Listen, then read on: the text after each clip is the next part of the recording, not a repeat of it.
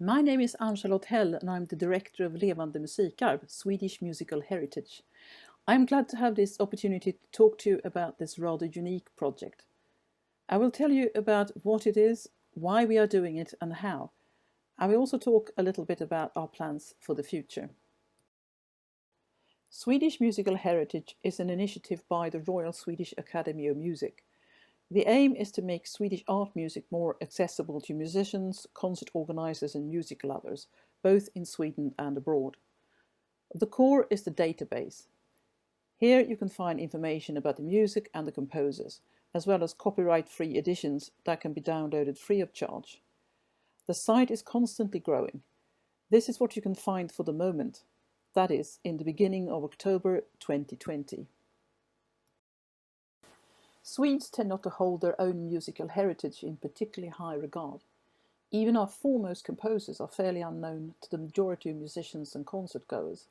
It's not unusual to come across the opinion that there is no Swedish classical music of high artistic value, no music really worth playing. There are also other aspects. The music is often difficult to find unless you're used to finding your way around the various archives, particularly if you are from abroad. And if you manage to find the music you're looking for, it's not unlikely that what you find is not in particularly good condition or even playable. A lot of it only exists in manuscripts or handwritten copies. Even music by our greatest composers is often in an appalling state. Orchestra parts full of stains and notes by generations of musicians, a score where previous conductors have improved on the music where they saw fit, etc. Swedish musical heritage is to some extent about preserving, but it's not an archive project. Its main purpose is to make our musical heritage a natural part of today's concert repertoire. It shouldn't be something just for specialists or particularly dedicated audiences, but a given part of everyday's music life for students and amateurs as well as professional performers. This means that we have many different target groups. That also includes concert organisers, writers of programme notes, journalists and concert goers in general. The database offers information about works and composers, as well as free editions. Today we have more than 900 composers registered in the database, 295 of them with extensive biographical information.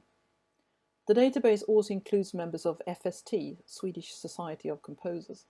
Our plan is to open up the database for contemporary composers and make it possible for them to register their own works and links to their websites, publishers, etc. This is still work in progress, but hopefully it will be in operation before the end of this year. We also have what we call references. It can be manuscripts, autographs, other related documents or recordings. So far, we have been concentrating mainly on the editions, composer biographies and information about the works, but this section will also grow gradually. Because of the many target groups, we aim to make the database as user-friendly as possible. It was constructed by musicians for musicians. It was created by the composer and conductor B. Tommy Andersson and Sebastian Örnemark, who is a pianist and film music composer and our webmaster. There are several parameters for filtering helping you to find the music you're interested in. Apart from composer and type of work, you can combine these with duration and the most common instrumentations for orchestra and ensembles. The idea being that if you, for instance, are looking for an 8-minute piece by a 19th century female composer for that gap in your program, you should be able to find it even if you're not familiar with this repertoire. Our main focus is copyright-free composers, i.e. composers that has been dead for 70 years or longer. Based on how much information is available, there is among other things a biography, listings of their works, and there might also be information about the composer's own publications, a bibliography and various links. There are of course many composers of which we know very little and where new information will be added as we come across it. Works is where we present more detailed information about the music, including instrumentation, duration, sources, printed editions, etc.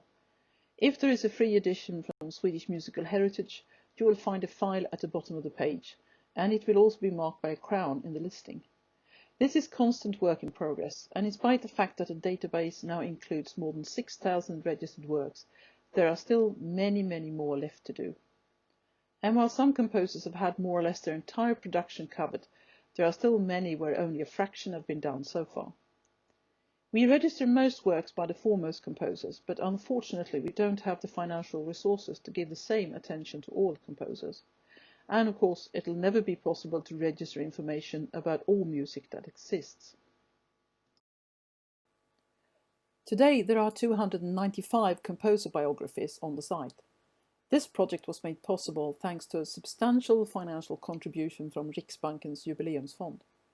It was finished a few years ago and involved a considerable number of Sweden's foremost musicologists, as well as translators specializing on music texts. As we are now inviting contemporary composers into Swedish musical heritage, we also need to fill the gap between the composers that are copyright-free and the contemporary composers, i.e. those composers that are not among the living, but neither are copyright-free yet. This means writing almost as many more biographies as the ones that has been written so far. Needless to say, this is going to be expensive, and so far we've not been lucky in securing financial support for this new project. Music by anonymous composers is covered by a separate database within the database. This has been set up by Mattias Lundberg, Professor of Musicology in Uppsala. It gives information of type of work, location, and whether the material is complete or not. Swedish musical heritage include composers born and active in Sweden, as well as composers who immigrated or lived in Sweden for a period. In the two later categories, we will only register and edit music written while the composer was living in Sweden. We do not make editions of pieces that are mainly of historical interest. The music should also be of high artistic quality.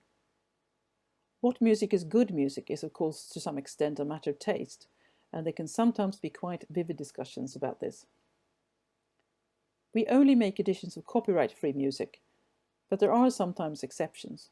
For instance, under a limited period we now have editions of some of Sweden's most popular military marches published as references. This is a project cooperating with the Swedish Army Music. The editions include everything from grand romantic operas to a vast amount of songs, a cappella choral music, piano pieces and other types of chamber music. For instance, we have now published 6 operas and 16 more are in the pipeline.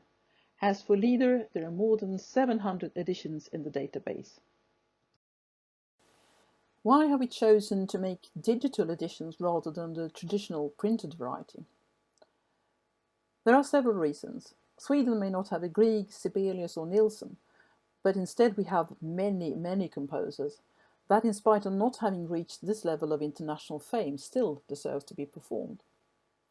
Digital editions that can be downloaded from the net for free and printed at home is more affordable, hopefully attracting interest from people that might not have bothered if they had to pay to access music that they know nothing or very little about.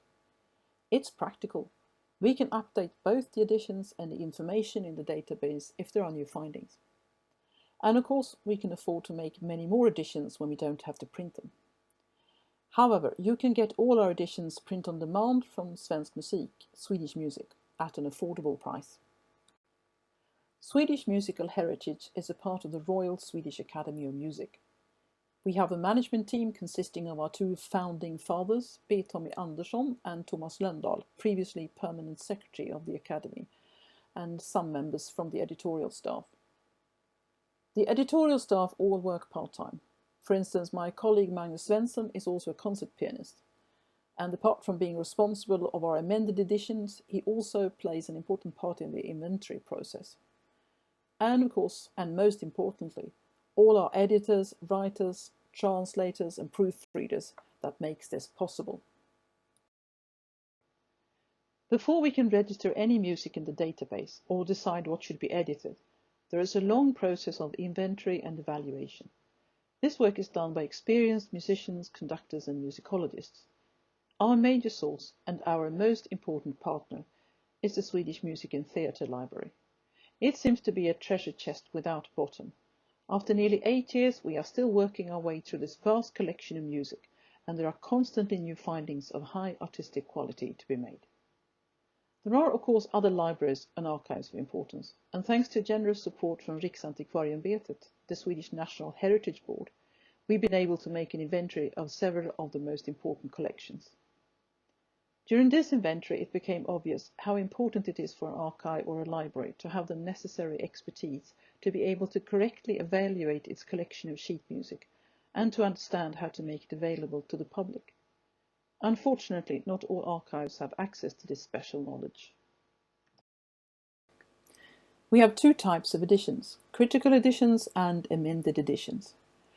The critical editions include new engraving from the sources, ideally the composer's autograph, but it can also be manuscripts, handwritten copies, or even an early printed edition. There is a detailed critical commentary following philological practices. Amended editions are possible where there are old printed editions of good quality preserved. It's mostly songs, piano pieces, and a cappella choral pieces, but occasionally also violin sonatas, piano trios, and such. The old editions are proofread and any mistakes corrected and footnotes added to explain any changes of importance. Both these types of editions have a short biography of the composer and a text about the music. Old prints are often in bad condition, but thanks to the software PixEdit, they can become as good as new and alterations can be made to blend in perfectly.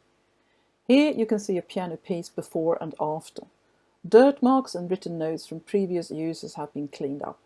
Missing and damaged notes have been replaced, any misprints have been corrected, and bar numbers have been added. Sometimes you need to scan several copies of a piece to make up one decent copy to work from. At present, we have about 30 editors working on roughly 100 different critical editions. The editors are musicians, conductors, and musicologists. It's often time-consuming work and a long process, from evaluating sources, deciphering sometimes illegible handwriting and contradicting information, to proofreading and writing the critical commentary. The engraving is done by the editors themselves and require good skills in the music editing software.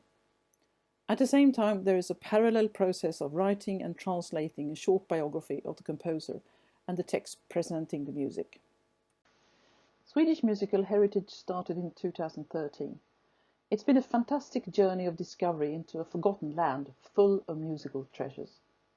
Many of the female composers in particular finally have the chance to take their rightful position in the history of Swedish music.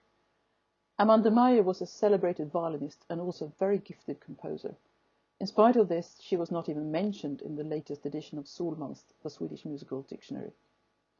Her chamber music has now become very popular among both performers and audiences, and the release of a violin concerto was a sensation when it was first performed in our time. It's now been performed on several occasions, and the score has been downloaded no more than 2,344 times. Another gifted composer of great originality now introduced to a modern audience is Laura Netzel. In October 2020, her piano concerto will have its world premiere in Norrköping, with Peter Fries Johansson as the soloist. This edition was made by Claes Gagge, cellist with the Royal Stockholm Philharmonic Orchestra, who also researched and edited several of Amanda Meyer's works. Netzel's piano concerto is unfinished. The finale of the last movement is unfortunately missing, and for this concert Peter Fries Johansson has made a reconstruction. We can see clear evidence that the music we publish gradually is changing what's being performed. The database has now about 85,000 unique visitors per year, and the editions are being downloaded hundreds, sometimes thousands of times. Members of Unga Tankar om Musik, a think tank for young musicians, have made several tours to music schools, performing and talking about music, as well as handing out free sheet music, and it's evoked great interest among the students. We encourage orchestras and ensembles to contact us if they are planning to perform music that could be suitable for an edition. We might already be working on an edition, and if we know a concert is being planned, we can get the edition ready in time. So far, we've been concentrating on editions, biographies, and inventory work, and not done so much marketing. This is something that we have to improve on. Among the many coming editions, there are the collected works by Johan Helmich Roman, the only composer so far to have his entire production published in new critical editions by Swedish Musical Heritage. As I previously mentioned, we're also opening up the database to contemporary composers so that they can present themselves and their work. In this case, we will not be offering any free editions, just information about the works and where they can be found. We are also widening the scope. Next year we will be introducing a guide to collections of Swedish folk music. We are doing this together with Folkmusikens Hus and Svenskt Visarkiv, the Center for Swedish Folk Music. We will not register any music or include any resources, as there are others that are already doing this a lot better. Finally, a few words about the financing. While the Royal Swedish Academy of Music provides the financial backbone, we also have many other contributors, some small and some large, all very important to us, and we are very grateful for their support. Unfortunately, the Academy is not rich, and we are constantly in search of new ways of funding our work. Before we finish, just a couple of examples where you can watch and listen to our editions in use. Amanda Meyer's violin concerto can be downloaded from the site, but the edition of Anton Prate's grandiose harp concerto is still to be published. I hope you will enjoy the music, and thank you for listening to this talk. Don't hesitate to contact us if you have any questions. Thank you.